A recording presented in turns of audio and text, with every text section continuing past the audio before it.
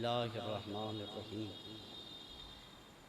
अल्हम्दुलिल्लाहि रब्बिल आलमीन वल्हम्दुलिल्लाहिल्लज़ी ला यब्लगु मिदहतहुल क़ाइलून वला युहसी नामाअहुल आदून वला युअद्दी हक़्क़हुल मुज्तहिदून अल्लज़ी ला युदरिकुहु बुअदुल हिमम वला यनालुहु गौसुल फ़ितन सुम्मस्सलातु वस्सलाम अला नबिय्यिहि व हबीबिहि मौलाना व मौला सकलैन जद्दिल हसन वल हुसैन सय्यदना अबुल क़ासिम मुहम्मद व आलिहि तय्यबीन अत्ताहिरीन अल मासूमीन व लानतुल्लाहि अला आदाइहिम अजमईन। अम्मा बाद फ़क़द क़ाला इमाम जाफ़र सादिक़ अलैहिस्सलातु वस्सलाम कूनू लना ज़ैनन वला तकूनू अलैना शैनन। सलवात पढ़ें मोहम्मद व आले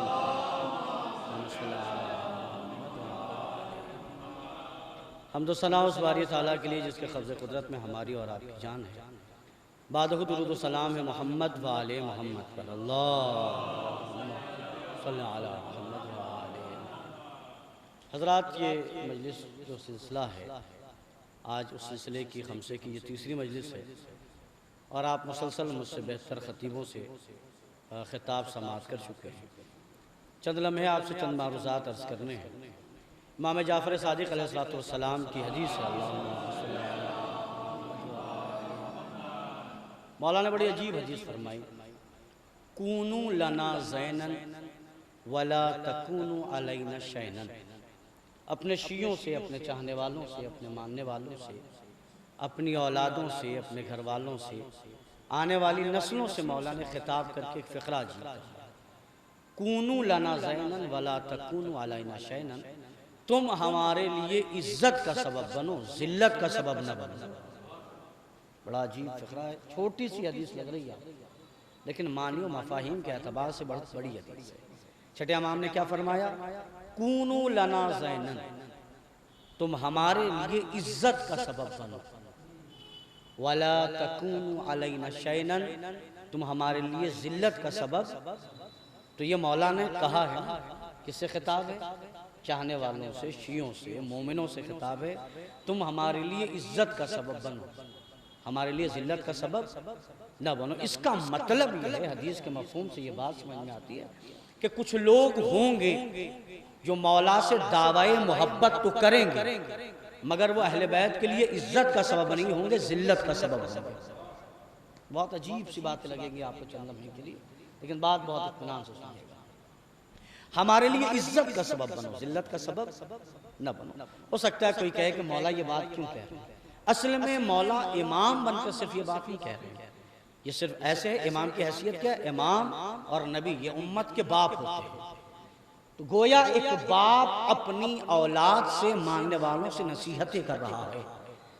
जैसे हमारी अमूमी तौर पे अपने बच्चों से हम लोग ये कहते हैं, बेले लाल वो काम करना कि जिससे घर का नाम हो, ऐसा काम मत करना जिससे घर बदनाम हो।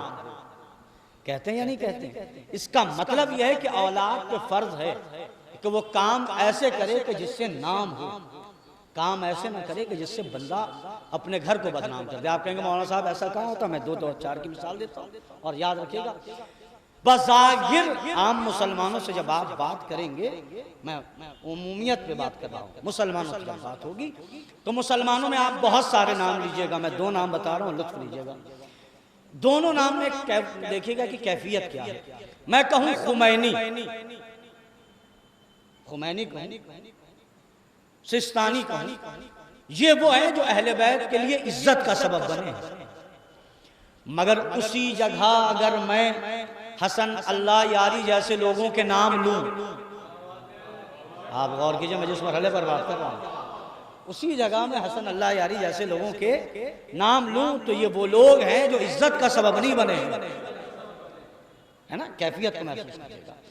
तो अब मैं चूंकि दुनिया के दूसरे गोशों में जाना नहीं चाहता, ना मुझे वहां की बात करनी, मुझे तो अपनी और आपसे बात करनी। अय्याम आज़ा करीब करीब, मुहर्रम आने वाला है। मुहर्रम आने से पहले चंद तैयारियां होती हैं और माशाल्लाह सब तैयारी कर रहे होंगे, काले लिबास, सारी चीजें। तैयारी करने वाले दो तरीके के लोग हैं, एक मुहर्रम मनाने वाले लोग हैं, एक मुहर्रम में शैतानत करने वाले लोग हैं। मेरा जुमला पूरे हिंदुस्तान में सुना गया, जुमला आपसे कहता हूं, जो शैतान रमजान में कैद होता है वो शैतान मुहर्रम में आजाद होता है। आप गौर कीजिएगा, मुहर्रम से पहले वलीमा में एक साथ जाते हैं, शादी में एक साथ जाएंगे, कहीं दावत हो वहां एक साथ होंगे, है या नहीं? मौत में मैयत में एक साथ, किसी आम आदमी का सोयम हो 40वां हो, सब जगह एक साथ। लेकिन मुहर्रम आते ही बढ़ गए, ये तेरी अंजुमन, ये मेरी अंजुमन, ये तेरा इमाम बारगाह, ये मेरा इमाम बारगाह, ये तेरा जाकिर, ये मेरा जाकिर, ये तेरी मजलिस, ये मेरी मजलिस। हो रहा है या नहीं हो रहा? कुछ लोग खास तौर से जुमले सुनिएगा, मुहर्रम आते ही पूरे साल एक है, मगर मुहर्रम आते ही तेरी अंजुमन, मेरी अंजुमन। अरे अंजुमन किसी की भी हो, किसी के बाप की नहीं। अरे काश ये लफ्ज़ पहुंच जाते। अच्छा चलो, अगर अंजुमन किसी के बाप की, कोई कह रहा मेरे बाप की है, तो अपने बाप के नाम पे अंजुमन के नाम रखो। अरे कमाल है साहब, आखिर बात। अगर तुम कह रहे हो अंजुमन मेरी है और मेरी अंजुमन है, तो दम है तो अपने बाप के नाम पे अंजुमन के नाम रख के बताओ। लेकिन होता क्या है, अंजुमन के नाम अकबरिया, अब्बासिया, हुसैनिया, जाफरिया, ज़ैनबिया, ये सारे नाम क्यों है? क्या ये नाम अहले बैत के नाम पर है? तो अब मुझे बताओ, अब्बास और अकबर में लड़ाई कब थी? कासिम और मोहम्मद में लड़ाई कब थी? थी कभी लड़ाई? नहीं थी। जब वहां लड़ाई नहीं थी और उनके नाम के तले तुमने अंजुमन बनाई है, तो फिर यहां लड़ाई क्यों? इसका मतलब यह है, नाम उनका ले रहे हो, काम अपना कर रहे हो। आप गौर कीजिएगा, बहुत अजीब मरहले पर लाया हूं। डॉक्टर साहब होता क्या है, मुहर्रम आते ही सियासत के बाजार गर्म, मुहर्रम आनी रहा, शुरू हो गया, तू मेरी अंजुमन का, वो मेरी अंजुमन का। अंजुमनों ने मातमियों को कैसे बांट दिया भाई? अंजुमनों ने मातमियों को कैसे बांट दिया? आप अंजुमन के मिंबर हैं, मगर मातमी हुसैन के हैं। मेरा लफ्ज नहीं पहुंचा साहब, मैं बात इसको कह रहा हूं, आप किसी भी अंजुमन के मिंबर हो सकते हैं, लेकिन मातम किसका होता है?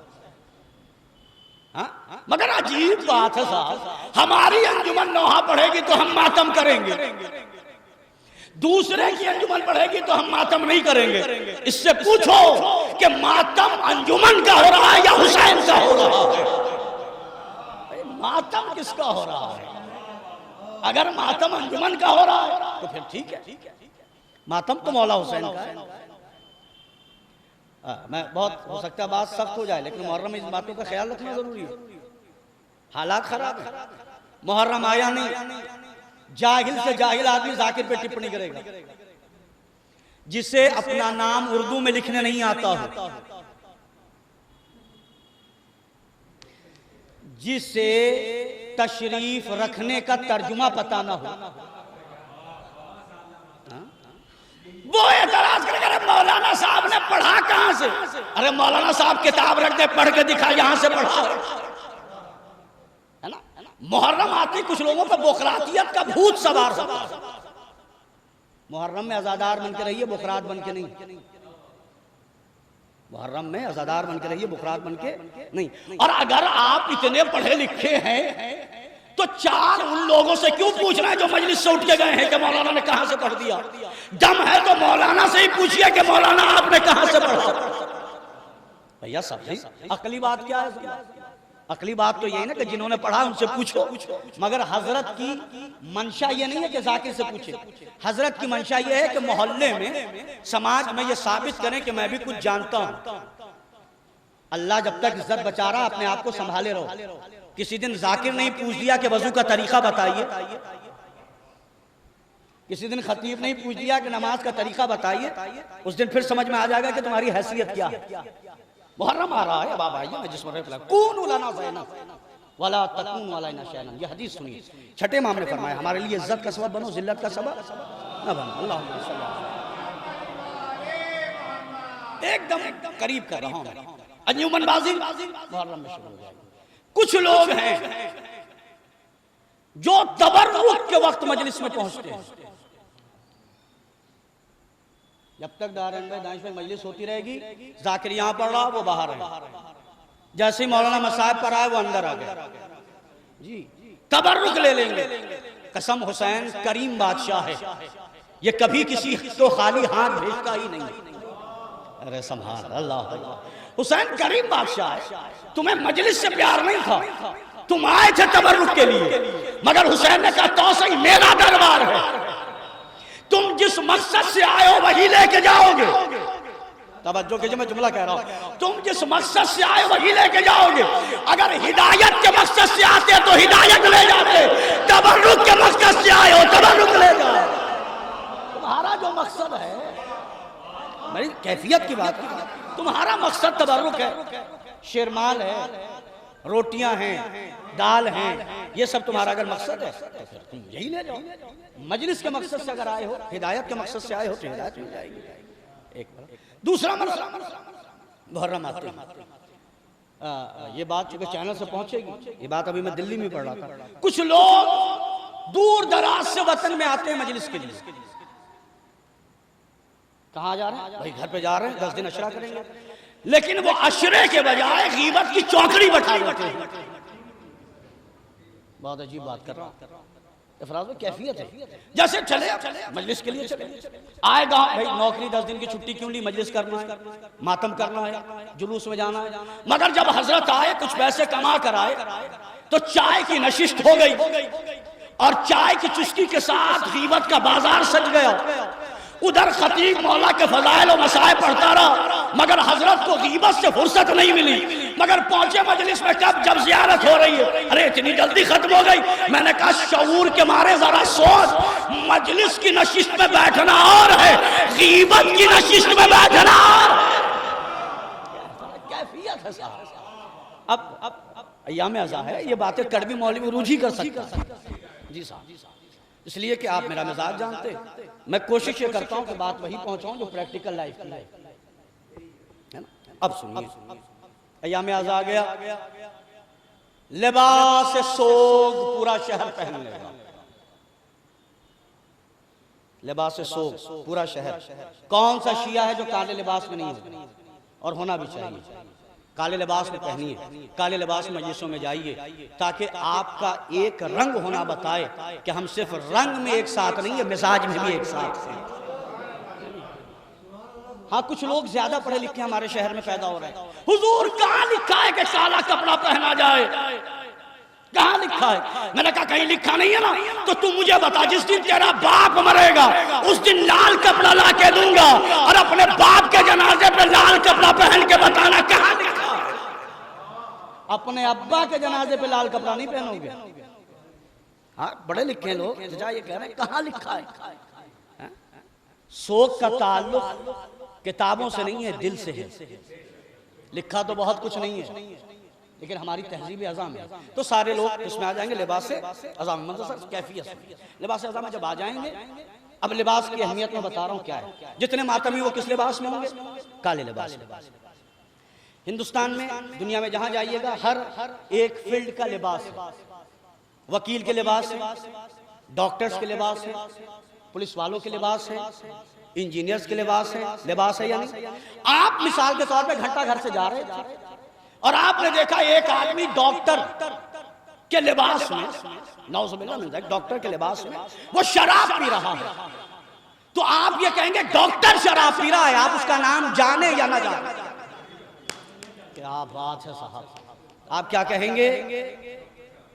आप उसका नाम नहीं जानते, मगर ट्रेस कोड होगा उसमें, आप कहेंगे कि ये शराब पी रहा है। और आगे चलिए, एक पुलिस वाला खाकी वर्दी में आपसे रिश्वत ले और एक आदमी देखे जी, तो वो ये कहेगा कि रिश्वत पुलिस वाला ले रहा है, नाम नहीं जानता। काश मेरी बात पहुंचे, अल्लाह होगा या नहीं? जरा सा और आगे बढ़िए। एक मौलवी, फिर मैं मौलवी की बात कर रहा हूं, अपनी बात कर रहा हूं, फिर बाद में कोई कहने कि अपनी बात नहीं की। एक आदमी अम्मामे में, टोपी में गलत बयान मिंबर से कर रहा है, तो आप ये कहेंगे मौलवी है जो गलत पढ़ रहा है, चूंकि आप उसका नाम जाने ना जाने। भाई तो इसका मतलब लिबास एड्रेस बता देता है। काश मेरी बात को हाथी साहब, लिबास एड्रेस बता देता है। तो अब अगर कोई काले लिबास में दरवाजे के बाहर चौराहे पे गालियां बके, तो कोई उसे जानता हो या ना जानता हो, मगर ये कहेगा शिया है जो गाली बढ़ रहा है। अगर कोई काले लिबास में अंजुमनों में लड़ाई करता रहे, कोई अंजुमनों के नाम जाने ना जाने, मगर ये कहेगा शिया है जो लड़ रहा है। अगर कोई काले लिबास में गाना सुनने लगे, कोई उसका नाम जाने ना जाने, मगर कहेगा शिया है गाना सुन रहा। खुदा के वास्ते अगर ये सब काम करने हैं तो लिबास को बदनाम न करो, कौम को बदनाम न करो। देखिए मेरी बात बहुत अजीब है साहब, बुरी लगे किसी को तो लगे। मैं काला लिबास में, मैं अपनी मिसाल दूं, मैं और दारैन भाई बाहर काले लिबास में दोनों आदमी नौजुबिल्लाह में, कभी ऐसा ना हो, इत्तेफाक ना हो, लड़ने तो जो जाएगा वो क्या कहेगा, शिया लड़ रहा है, कर मैं रहा हूं, बदनाम कौम हो रही है। कौन बदनाम होगी? काले लिबास में कोई अलम आगे आगे है और उसकी जबान पर या हुसैन के बजाय या अब्बास के बजाय, मातम हुसैन के बजाय उसकी जबान किसी और मरहले पे चल रही है, बदनाम कौन होगा?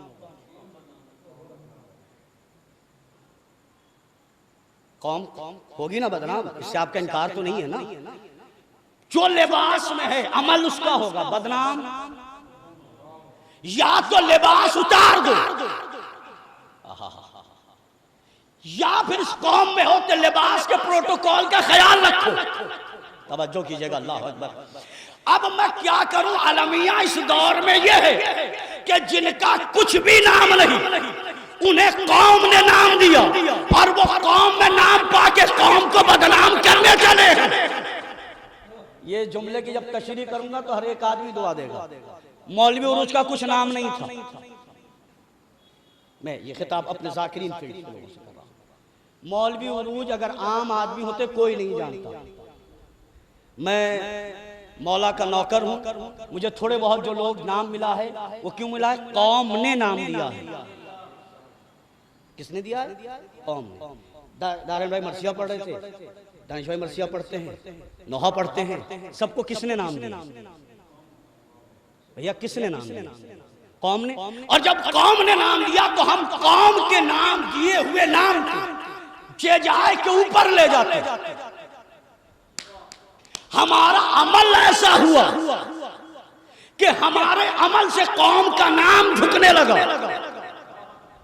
जरा सा और करीब करता हूं, लुत्फ लीजिएगा। कैसे? अगर मैं कुछ गलत करूं तो किस मजहब के मौलवी ने गलत किया? कमाल है, किस मजहब के मौलाना ने गलत किया? शिया आलिम ने। किस मजहब के मरसिया खान ने गलत किया? किस मजहब के नोहा खान ने गलत किया? तुम्हारा और हमारा वजूद शियत के बगैर कुछ नहीं है। जिस मजहब ने तुम्हें पहचान दी है, खुदा के वास्ते उस मजहब को बदनाम मत करो। फिर मैं हदीस पढ़ रहा हूँ, हदीस का तर्जुमा फिर सुनिए। कूनू लना ज़ैनन वला तकूनू अलैना शैनन, तुम हमारे लिए इज्जत का सबब बनो, जिल्लत का नहीं। अगर काला लिबास पहना है तो मुकम्मल आजादार बन के समाज में रहो, मक्कार बन के नहीं। चलिए साहब, कभी कभी उर्दू में मजाज से हट के अभी थोड़ी सी बात कर रहा हूँ। मुहर्रम आते ही कुछ लोग जिम्मेदार बनेंगे, कुछ लोग ठेकेदार बनेंगे। क्या बनेंगे जी? कुछ लोग जिम्मेदार बनेंगे, कुछ लोग, जुमले आपके दिलों में उतरेंगे। पूरी जिम्मेदारी से कह रहा हूं, जिम्मेदार और ठेकेदार का फर्क बता रहा हूं। जिम्मेदार फर्श बिछाता है, ओए होए कमाल है। जिम्मेदार फर्श बिछाता है, ठेकेदार इंतजार में होता है, फला आएगा तो बिछाएगा। अरे कमाल है साहब, अल्लाह आपके लफ्ज के मैं हकीकत हाल बयान कर रहा हूं। जिम्मेदार फर्श बिछाएगा, ठेकेदार जरा सा और आगे बढ़ेगा। जिम्मेदार मातम करेगा, हाय सुभान अल्लाह, जिम्मेदार होना मातमी हूं तो मुझे इंतजार नहीं होना कि सब करें, जिम्मेदार अपना काम करेगा। ठेकेदार होता ये भी करे वो भी करे वो भी करे वो भी करे वो भी करे, जिम्मेदार हो तो दस्ते में खड़े होके मातम करो, कौम के लड़कों को नौकर मत समझो। तुम्हारी हैसियत। फिर मैं कह रहा हूं जुमले, जिम्मेदार हो तो दस्ते में खड़े हो, और यूं हवा में बात नहीं करता मैं, जिम्मेदारी से कह रहा हूं, तारीख की हैसियत पे कह रहा हूं। जिम्मेदार और ठेकेदार, मुबाहला में जिम्मेदार लोग गए थे, ठेकेदार लोग नहीं गए थे। अरे कमाल है साहब आपका अल्लाह भाई, मुबाहले में नबी खुद थे। चलिए और करबला में जिम्मेदार लोग थे, ठेकेदार लोग नहीं थे। जुमला सुनिएगा, हुसैन दीन के जिम्मेदार थे, लिहाजा मैदान में आए। यजीद ठेकेदार बन रहा था, लिहाजा शाम में रहा, करबला आया नहीं। जिम्मेदार बनिए, ठेकेदार नहीं। मुहर्रम आते ही कुछ लोग कौम के ठेकेदार होंगे। आपने दीन को समझा है जो ठेकेदार बन रहे हैं। और एक बीमारी और आ जाएगी, बगैर दीन समझे बोलना, ये तो सबसे बड़ा अलमिया है। आजकल मन की बातों को मौला अली की बात बता रहे हैं।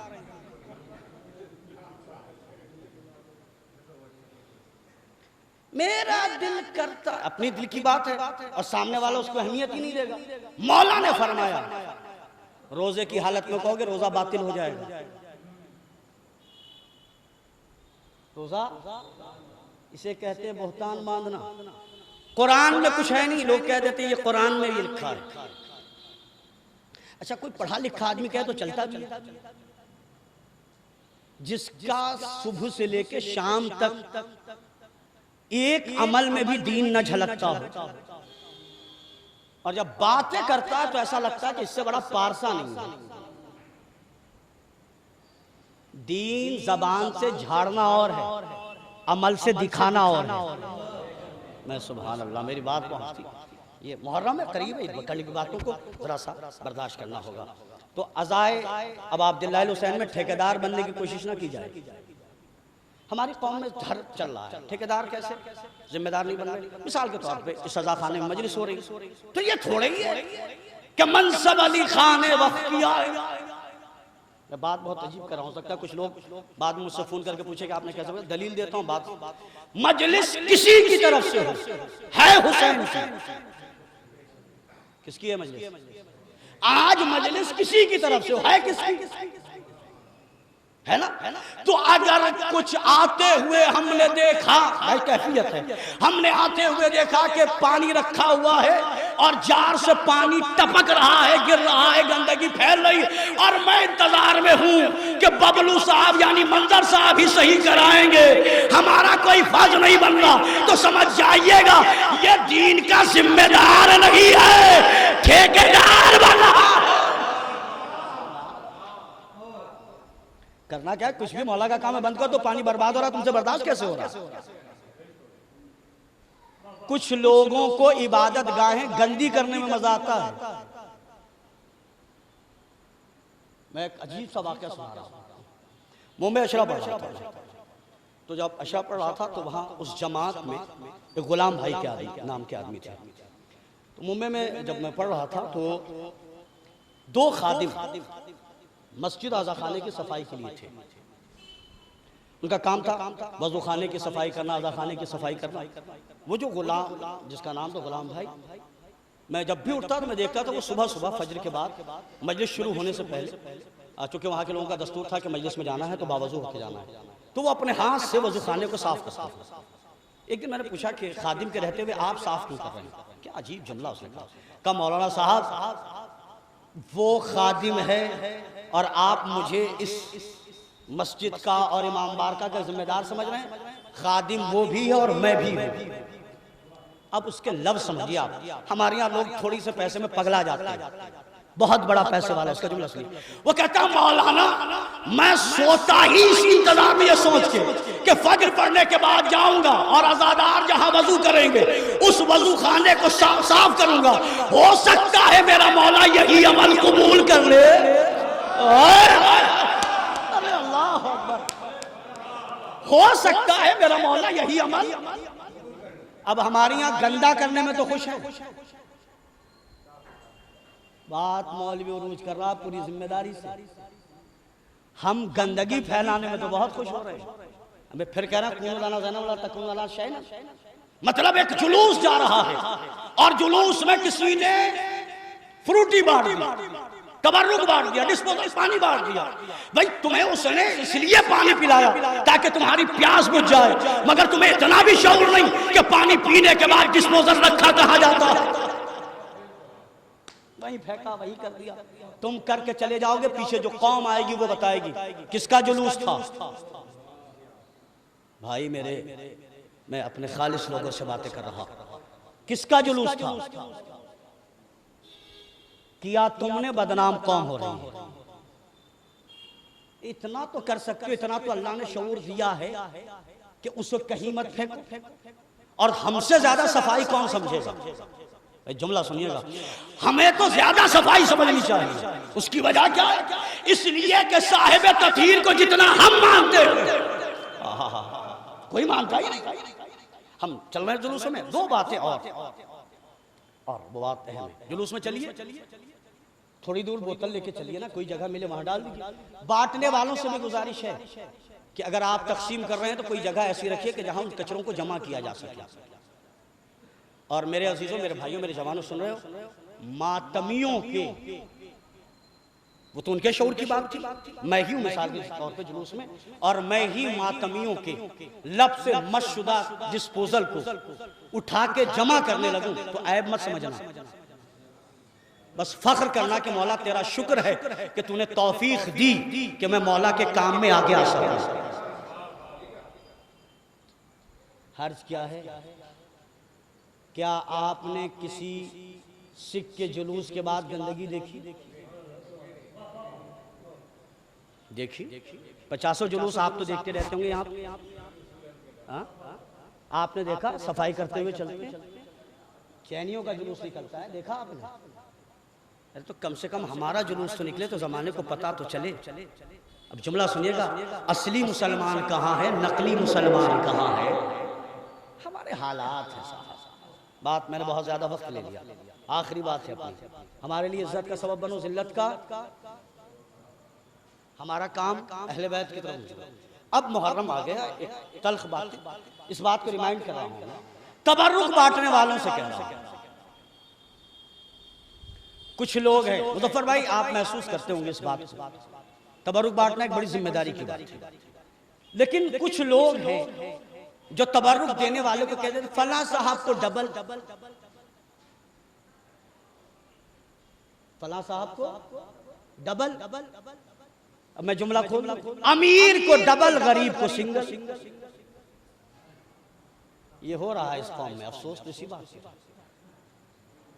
एक 55 साल का आदमी पूरी मजलिस में नहीं आया और बांट जो रहा, तबर्रुक जो बंटवारा उसका जानने वाला है, उसे तुमने डबल दे दिया।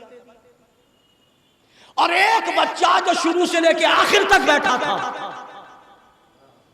तुमने उसे सिंगल तबर्रुक दिया। अब मुझे बताओ ये अदालत है या अदालत के खिलाफ है? तबर्रुक तुम्हारे, जब तबर्रुक कह दिया तो अब्बा की मिल्कियत नहीं रही। तबर्रुक कहते ही कमर भाई क्या हो गए, वो मौला की मिल्कियत। तो मौला की मिल्कियत को अदालत से बांटो। तुम जिन साहब को खुश करने के लिए डबल दे रहे हो, वो साहब तो वो हैं जो मजलिस में आए भी नहीं। आए उन्हें डबल दे, जो पूरी मजलिस सुन रहा था बच्चा, उसे तुमने क्या दिया? सिंगल। देखो ये बच्चा कुछ कहे ना कहे, मगर मालिकन ज़हरा देख रही है। हो रहा या नहीं ऐसे हालात? और आदमी डबल लेने में भी खूब मजा ले रहा है। देखिए बगैर मजलिस सुने डबल मिल गया। तबर्रुक, फिर कह रहा हूं, तुम्हारे बाप की हमारे बाप की मिल्कियत नहीं है। जिस कौम के तबर्रुक में दो नजरिए पाए जाएं, अब मेरे इजाजत, अब तो बात बहुत आगे तक बढ़ गई और मैं हाजिरी बगैर छोड़े रह नहीं सकता। मौला के नाम पे हाजिरी खिलाई जाती है। शरफ समझो कि मौला के नाम पे लंगर खिलाया जा रहा है। मौला आपके रिस्क में बरकत दे। मगर मैं उन लोगों से कह रहा हूं जो हाजिरी में भी वीआईपी लोगों को तलाशते हैं। बस आप प्रवचन तो यही है, हक बयानी है।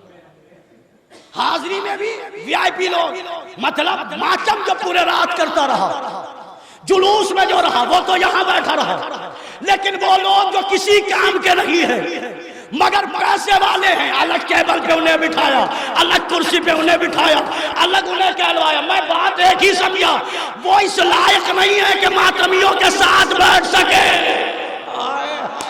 अरे काश मेरा जुमला पहुंचता था। वो इस लायक नहीं है कि मातमियों के साथ बैठ सके। तो याद रखना, इसने अलग नहीं किया, हुसैन ने अलग कर दिया। जिम्मेदार इधर बैठेगा, ठेकेदार उधर बैठेगा।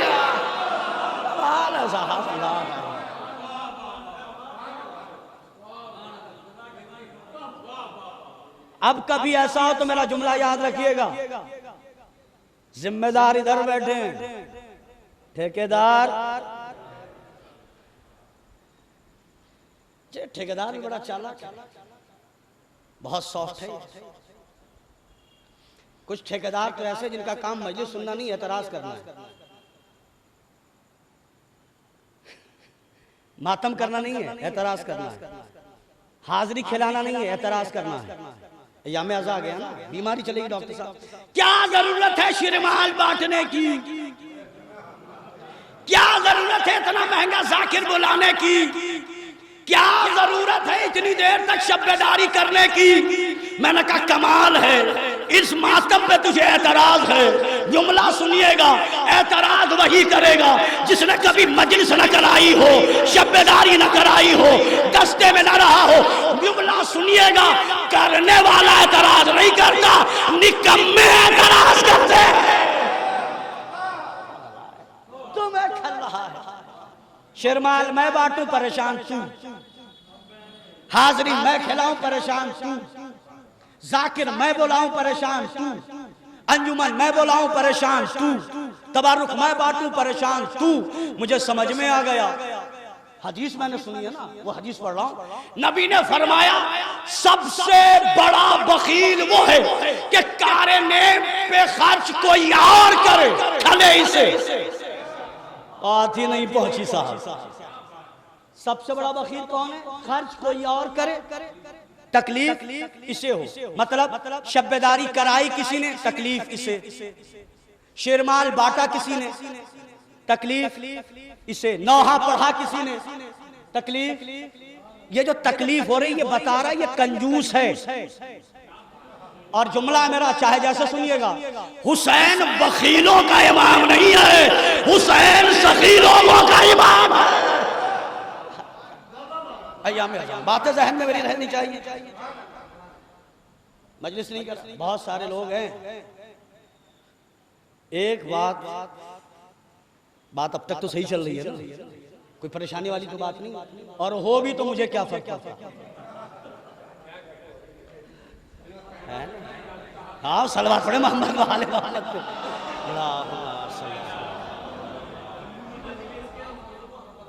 जी सर, हदीस है, दानिश लेट आया, हदीस सुन। छठे इमाम ने फरमाया कूनू लना ज़ैनन, तुम हमारे लिए इज्जत का सबब बनो, वला तकूनू अलैना शैनन, और तुम हमारे लिए इज्जत जिल्लत का सबब। काले लिबास में कोई गलत करेगा तो बदनाम कौन है? कौन? मुहर्रम की मजलिस में जो लड़ेगा बदनाम कौन है? अंजुमन बाजी करके जो लड़ेगा बदनाम कौन है? कौन होगा बदनाम? अब पूरी जिम्मेदारी से सीने पे हाथ रख के सुन लीजिएगा, ये जो कौम को बदनाम कर रहा है, मेरी कौम भी बड़ी अजीब है, इस बदनाम करने वाले को इज्जत दे रही है। अरे काश मेरी बात पहुंचती मेरे भाई। अल्लाह, मैं जिस मरहले पर लाया हूं मेरी बात समझ रहा हूं। ये कौम हसन भाई बदनाम करने वालों को इज्जत दे रही है, लड़ने वालों को इज्जत दोगे, गाली देने वालों को इज्जत दोगे, मक्कारी करने वालों को इज्जत दोगे? अगर जिंदा कौम हो तो एकजुट खड़े होकर कह दो, जो मजलिस में रखना डाले मैं उसके खिलाफ, जो मातम में रखना डाले हम उसके खिलाफ, जो जुलूस में रखना डाले हम उसके खिलाफ। वजह यह है जो हुसैन का है वो हमारा है, जो हुसैन का नहीं है सगा भाई भी हो हमारा नहीं है। कर लो जरा सा उसूल बना लो, एक बार तय कर लो। मगर क्या करें, चापलूसी करने की आदत इतनी बुरी पड़ गई है। होना क्या चाहिए? जो बुरा कर रहा है उसके खिलाफ होने में क्या जा रहा है? शिया कौम, शियत यूं हलवा बन के नहीं आ गए आपके पास। और सुनिए, बात भी कह रहा हूं, कुछ तो कैरेक्टर का मेयार होना चाहिए। अगर सब अज़ादार एक तरीके के हैं तो किरदार भी सबका एक तरीके का हो। कुछ लोग हैं अय्याम आज़ाद ही काला लिबास पहनते हैं, ठीक है। अब तो अल्लाह जाने हमारे यहाँ ये तहजीब नहीं, अल्लाह इस चीज को सलामत रखे, धीरे धीरे आ रही है। गुटखा खा के मजलिस में बैठ जाएंगे। अगर ये बात मिंबर से नहीं पढ़ी गई ना तो वो दिन बईद नहीं है कि लोग मजलिस में बैठकर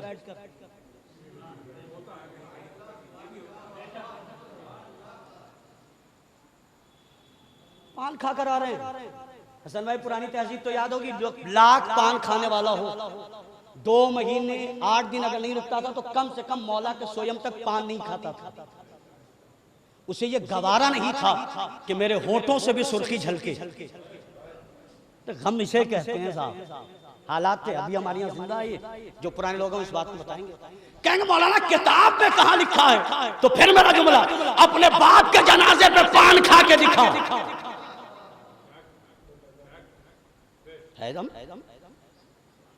चलो बाप को भी छोड़ो, बॉस हो तुम्हारा जो तुम्हें तनख्वाह दे रहा हो, उसके सामने जाते हो गुटखा खाते। फराज भाई ऐसा होता है? वीडियो कॉलिंग पे जब बॉस मीटिंग करता, मैंने देखा बॉस ने मीटिंग की वीडियो कॉलिंग पे मुंह को साफ किया, गुटखा खाने वाला भी है। क्यों? बॉस के सामने जा रहा हूं, बॉस के सामने जा रहा हूं। अरे अक्ल के मारे बॉस के सामने जाने का यकीन है, मजलिस में 14 का सामना हो रहा है। किस मसले पर वहां एक बॉस है, यहाँ 14 है। तहजीब आज़ाद को मुद्दा कर दिया, खत्म नहीं कर रहे लोग। अब रब्ते मसाइल तो शायद बात मैंने बहुत कह दी और बात बहुत कड़वी हो गई, लेकिन कोई फर्क नहीं है, आप सुनते रहें। आपका हौसला है कि मौलवी उरूज आज 2-4 जगह जो पढ़ रहा है, ये आपकी दी हुई दुआओं का असर है। मैं जिस वजह पढ़ाया, कुछ लोग हैं जो मुहर्रम में मजहबी बन जाएंगे। मजहबी बनना अच्छा है लेकिन दिखावे वाला नहीं, असली वाला। अरे मुजफ्फर भाई कैफियत कह रहा हूं। कुछ लोग हैं भाई, एक आदमी, मिसाल मेरी सुनिएगा, एक आदमी हो सुबह से लेकर शाम तक उसके हाथ में तस्बीह हो मगर मुसल्ले पे ना जाए, इसका मतलब वो लोगों को धोखा दे रहा है। दिन भर तस्बीह घूम रही है, नमाज नहीं पढ़ रहा, इसका मतलब दीदार उसको कैसा होना चाहिए? मेरी मजलिस का सबसे अहम हिस्सा है ये। आज़ादार ये अबाब जिल्लाइल हुसैन में तरबियत का इम्तिहान होता है। अल्लाहु अकबर। मुहर्रम में तरबियत का इम्तिहान होगा। मजलिस में जाना, बैठना, बोलना, उठना ये बताएगा माँ बाप ने सिखाया क्या है। अल्लाहु अकबर। मजलिस में बैठना, उठना, बोलना, जुलूसों में जाना ये बताएगा माँ बाप ने सिखाया क्या है। जुमला चाहे जैसे सुनिए, मगर तहजीब वही माँ बाप सिखाएंगे जिनके पास खुद तहजीब हो। अरे सुभान अल्लाह, अय्याम आज़ा है। अब मैं अपनी मिसाल देता हूँ क्योंकि बात फंसे नहीं। मेरे वालिद बीमार भी, वालिदा बीमार भी, और मैं खूब माशाअल्लाह मिंबर पर लेक्चर जा रहा हूँ, खूब लेक्चर। और मेरे बाप ने मुझसे कहा मौलवी उरूज मुझे मजलिस ले चलो। अगर हमने उस बाप का सहारा बनकर उसे फर्श अज़ा तक पहुंचा दिया तो हम जिम्मेदार अज़ादार हैं। मेरा जुमला फिर आप भूल गए साहब। अगर अपने बाप का सहारा बनकर उसे मजलिस या जुलूस में ले आए तो हम जिम्मेदार अज़ादार हैं। लेकिन आज के दौर में समाज को दिखाने के लिए अम्मा को भी भुला दिया, अब्बा को भी भुला दिया, और मोहल्ले में निकल के हमसे बड़ा कोई अज़ादार नहीं। इधर देखिएगा, हम सबसे बड़े अज़ादार हैं।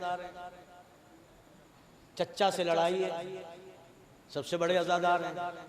भैया से लड़ाई है, सबसे बड़े अज़ादार हैं।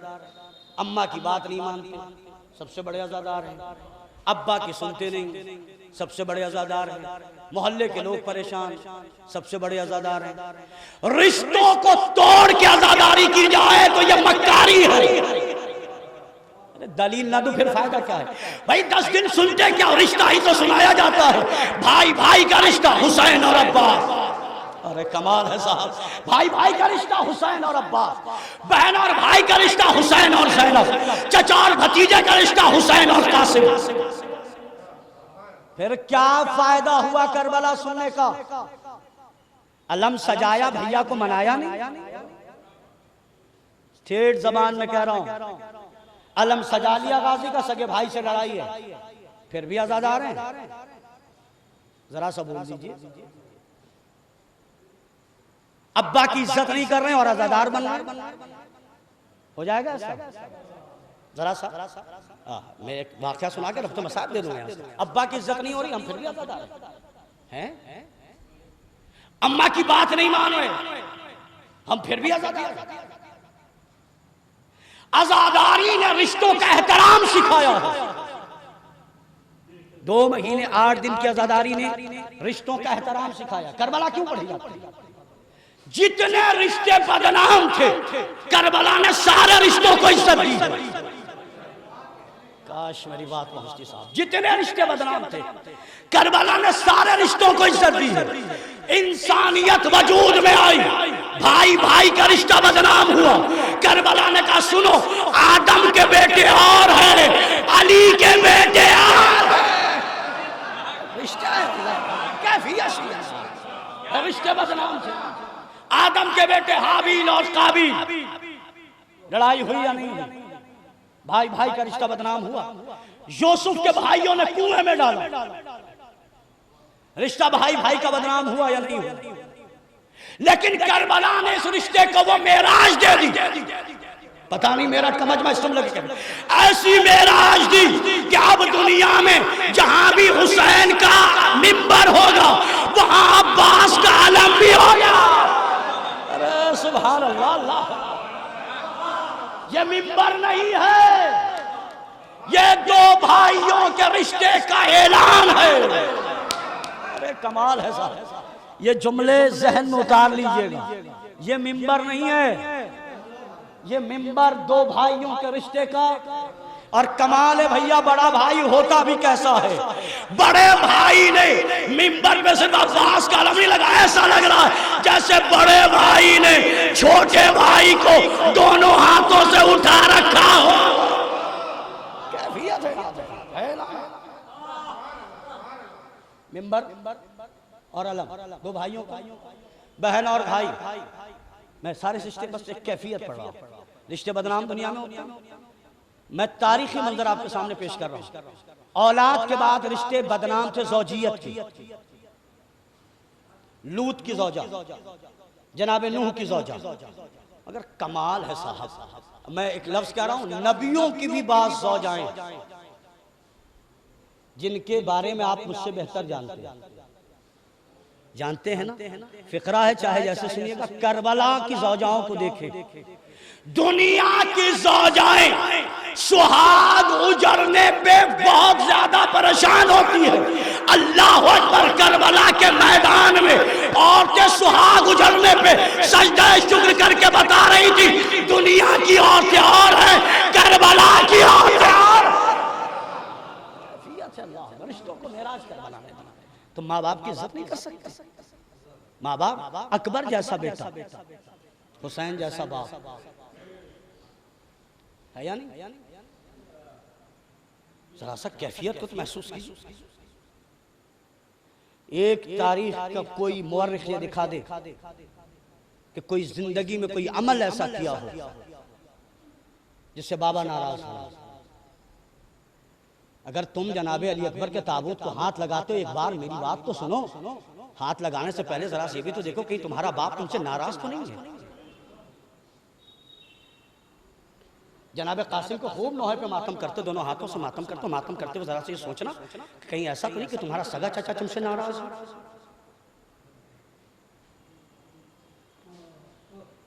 जो मुहर्रम में भी अपने रिश्तों का पास न रख सके, फिर समझ जाना कि ये लिबास वाला शिया है, काम वाला शिया नहीं है। मेरा अजीजों, फिर हाथ जोड़ के कह रहा हूं, खुदा के वास्ते अय्याम अज़ा 10 दिन अज़ादार बन के गुजारना, ठेकेदार बन के नहीं। अगर मजलिसों में आना अच्छा नहीं लगता तो घर रहो, लेकिन मजलिसों का माहौल खराब मत करना, अंजुमनबाजी मत करना। तुम अंजुमन के मिंबर बाद में हो, हुसैन के नौकर पहले हो। क्या ये बात चुनमुन भाई इमाम हुसैन को बर्दाश्त होगी कि एक अंजुमन मातम कर रही है, दूसरी अंजुमन तमाशाई बन के खड़ी है?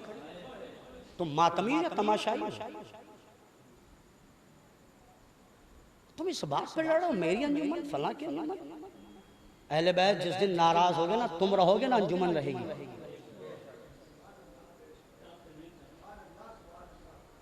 तुम्हारा क्या आलम होगा? मुहर्रम में भी सियासत के बाजार गर्म होंगे। पूरे एक साल तुम मिलकर रहते हो, मुहर्रम में तुम्हारी सियासत बाजियां शुरू हो जाती है, तुम सियासत करने लगते हो। अरे ये देखो टकरा किससे रहे हो?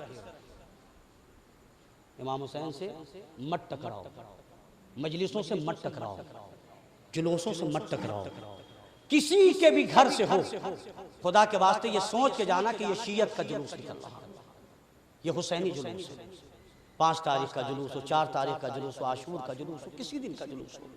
आखिरी बात कर रहा हूँ, मेरी बात बुरी लग जाए, बुरी लगे किसी जाती तौर पे तो मैं माजरत चाहता हूँ। अब तो आलमी और दुख इस बात का होने लगा है कि फाका शिकनी भी बिरयानी से हो रही है।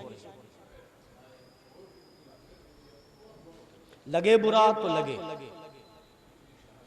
दिल को दर्द होता है। यहाँ 72 जनाजे पढ़े, तुम बिरयानी खा रहे हो। ये बुजुर्गान बताएंगे पहले फाका शिकनी कैसे होती थी। फाका शिकनी करने के लिए चने वगैरह भुनी हुई चीजें, उससे फाका शिकनी होती थी। खाना ऐसा होता जिसमें टेस्ट नहीं होता था। कितनी शर्म की बात है यार, इस बात को सीने पे हाथ रख के सोचना। जहरा का घर उजड़ गया, तुम बिरयानी खा। फाका शिकनी की अहमियत को जिंदा रखो।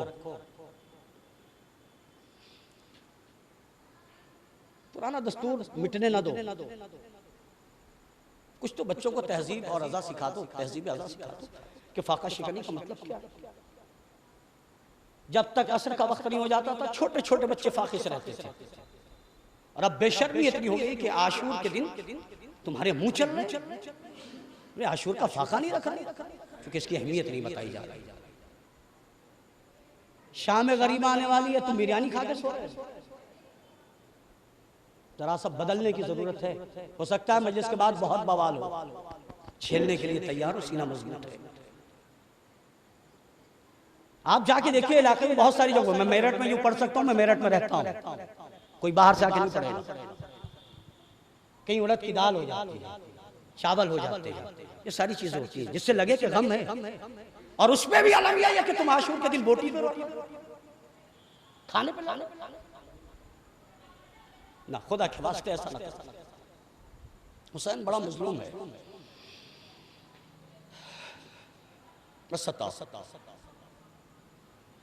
अय्याम अज़ा जब आता है ना, तो हुसैन करबला छोड़ के हिंद आ जाता है।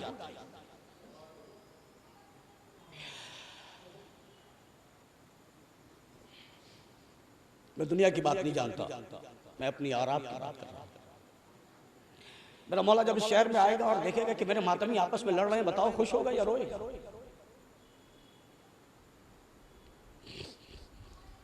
मेरा मौला देखेगा मेरी मजलिस हो रही है, मेरी मजलिस में लोग सियासत कर रहे हैं। खुदा के वास्ते उस हुसैन को मत रुलाओ, उसके दर्द के लिए उसकी टूटी हुई पसलियां काफी हैं। इमाम ज़माना कहते हैं सलाम हो उस शहीद पर जिसकी दाई पसली बाई पसली से मिल गई। अल्लाह अकबर, मत रुलाओ। एक गरीब माँ आती है, जहां मजलिस होती है वहां आती है, और किस आलम में आती, एक हाथ अपने पसली पर रखे है। मातमदारों, 2 कतरे आंसू दे दो ताकि मैं अपने हुसैन के जख्मों पे लगा सकूं। और सिर्फ वो मां नहीं आती, उसके साथ वो बहन आती है जिसने अपने भैया का गला कटते हुए देखा है।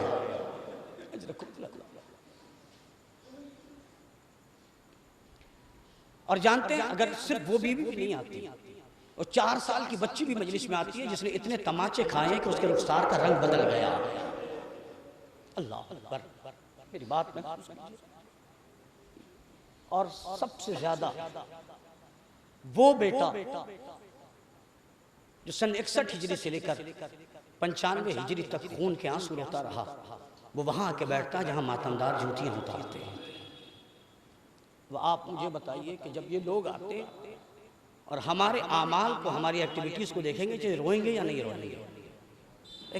एक रिवायत, तुम्हें आजादारी बहुत सस्ते में मिली है, हम इसकी अहमियत नहीं जानते।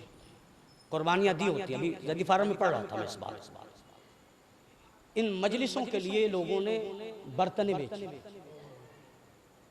इस शहर में मैं जानता हूं जिन लोगों ने बर्तन बेचे मजलिस के लिए।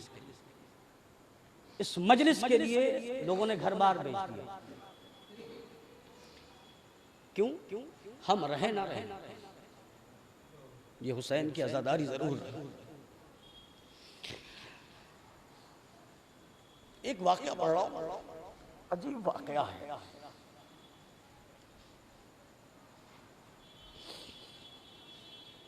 हम सब पूरे साल इंतजार किस बात का करते हैं? मुहर्रम आए, मुहर्रम आए। वाकया सुनिए, सिर्फ हमें इंतजार नहीं होता, हुसैन की गरीब माँ को भी इंतजार होता है कि अय्याम अज़ा आए और मेरे लाल हुसैन के नाम पर आज़ादार मुसलसल मजलिस से करेंगे। वाकया सुनिए। अल्लाह अकबर, अज़मत, आज़ादारी। एक औरत, एक वाकया वहां सुना तो दूसरा इराक। इमाम हुसैन की जब वो मजलिस करती थी तो मोहल्ले और पड़ोस के लोग उससे बहुत हसद रखते थे। उसका करने वाला एक बेटा था जो मर गया था, बेटा जिंदा नहीं था। अय्याम अज़ा जब करीब आया तो अकेली औरत बहुत परेशान है कि मैं अकेली फर्श कैसे बिछाऊंगी, मैं अकेली मातमदारों के लिए तबर्रुक कैसे बनाऊंगी। अब बाजार से खरीदने का रिवाज है, पहले घरों पे बनाया जाता है। अल्लाह करे वो चलन दोबारा आ जाए जिस पर दिन भर लोगों का जहन आज़ादारी की तरफ रहता था। बहुत परेशान थी और उसने मुसल्ला बिछा के कहा, परवरदिगार, मैं हुसैन की मजलिस कर रही हूँ, मेरे घर कोई काम करने वाला नहीं, मैं अकेले कैसे करूं। चांद रात हुई, दक्कुलबाब हुआ, चंद मस्तूरात आए और आके कहा कि तुम्हें काम करने वालों की जरूरत है। क्या जरूरत है? वो कहती है मेरे पास उजरत के लिए कुछ है नहीं, काम उजरत नहीं लेनी, हाँ मगर रहने की जगह हमें दे दी। मजलिस होती है, मजलिस से पहले फर्श ये औरतें मिलकर बिछा देती, तबर्रुक बना देती। वो औरत महसूस कर रही थी कि हर रोज जब मसाइब होते थे तो तमाम बीवियों में एक बीवी ऐसे रोती थी कि जैसे उसका जवान लाल मरा हो।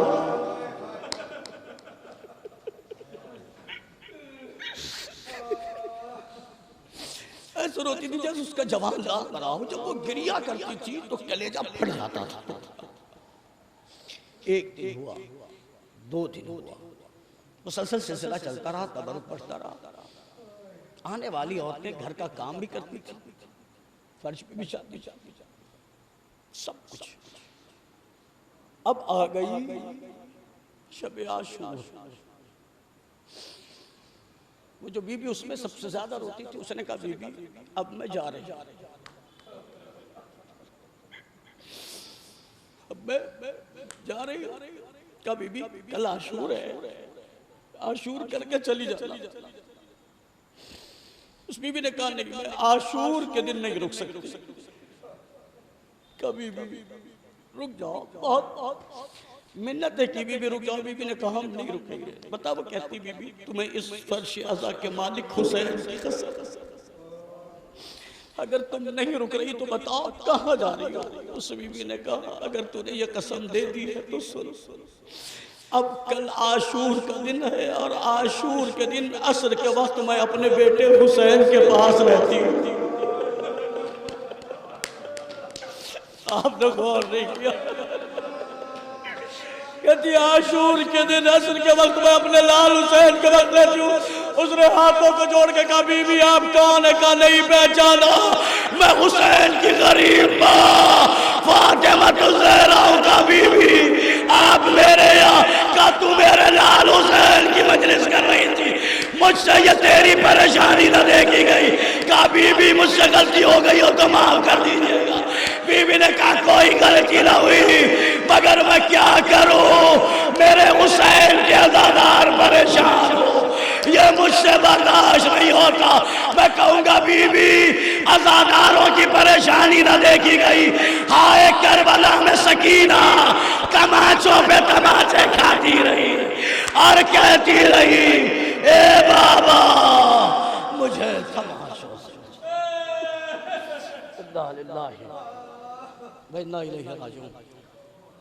रज़म बक़ज़ाही तस्लीम अल-अम्र अल्लाहुम्मा इन्ना नस्अलुका बिक़ज़हरा व अबीहा व बालिहा व बनीहा या काशिफ़ल करबन व जिल हुसैन शिफ़ करबना बिहक़।